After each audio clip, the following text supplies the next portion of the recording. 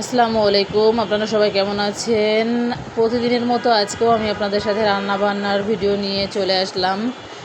তো আজকে আমি রান্না করব চিংড়ি মাছ।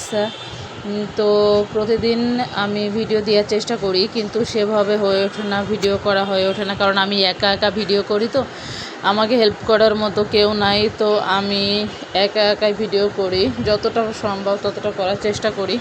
তো আজকে আমি রান্না করছি ধুন্দুল আলু দিয়ে চিংড়ি মাছ। তো আমরা 2-3 দিন হয়ে গেছে এই সিজনে ধুন্দুল আলু চিংড়ি মাছ এগুলো খেয়েছি, কিন্তু ভালো লেগেছে। তো আবার এই কারণে আজকে নিয়ে আসছি। তো আপনাদের সাথে প্রতিদিনের মতো আমি আমার প্রতিদিনের রান্না কিভাবে রান্না করি সেগুলো শেয়ার করার চেষ্টা করি। তো আমি ভাবি কাটাকাটি বা আরও কিছু আদার্স ওগুলো শেয়ার করব, কিন্তু আমি একা ভিডিও করে পারি না সেভাবে। একা একা ভিডিও করা লাগে। আবার আমার সেরকম ভিডিও করার জন্য কোনো স্ট্যান্ড বা সেরকম কিছু এখনও নেওয়া হয়নি। তো ওগুলো ভাবছি এখান থেকে যদি দেখি আমার পেজটা ভালো আছে, তো তাইলে হয়তো বা কিছু নেওয়ার চিন্তা করব। তো ভাবছি এখানে আমি ভাতও বসিয়ে দিয়েছি, আমার তরকারিটা প্রায় হয়ে যাচ্ছে।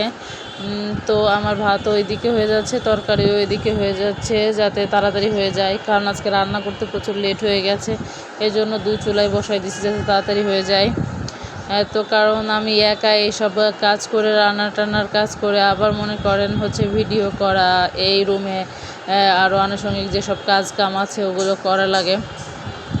তো এগুলো করে যতটুকু সময় পাই ততটুকু ফেসবুকে টাইম দেওয়ার চেষ্টা করি, কিন্তু তারপরেও পেজে হচ্ছে কি হয়েছে জানি না, সেরকমভাবে পেজের কোনো গ্লো বা কোনো কিছু দেখছি না, ফলোয়ার্সও সেরকম বাড়ছে না এখন। তারপরেও তো হচ্ছে ভিডিও দিচ্ছি, ভিডিও আপলোড করছি, দেখি কি হয়। তো এখন আপনারা সবাই কেমন আছেন কমেন্ট করে জানাবেন, আর আমার পেজটার পাশে থাকবেন।